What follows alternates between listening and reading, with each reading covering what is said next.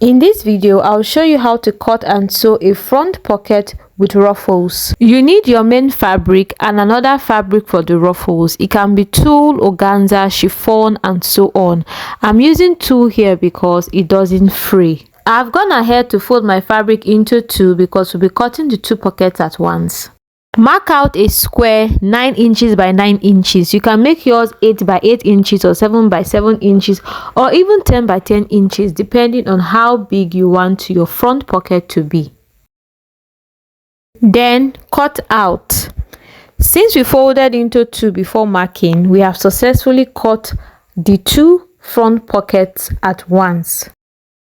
So now you're going to hem one side of the square, and this is going to be the top of the front pocket.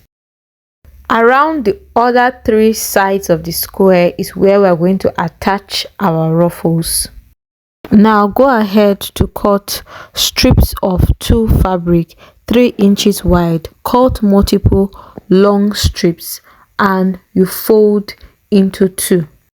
Now you're going to attach this tulle along the other three sides of the square, and you are going to sew this on a 1/4 inch seam allowance. Now this is how your ruffles look on your front pocket after you have sewn on a 1/4 inch seam allowance.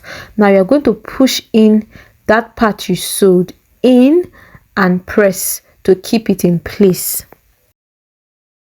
Now I'm going to show you how to attach your front pocket with ruffles on your dress. The first thing you have to do is to fold your dress into two. Then from the shoulder, you're going to go down by 18 inches and mark on both sides of the dress where you have just folded at the front. Now again, you are going to go in by 3 inches from the center front and mark again on the previous line where you marked your 18 inches. Just look at what I'm doing now. You are also going to mark these 3 inches on both sides.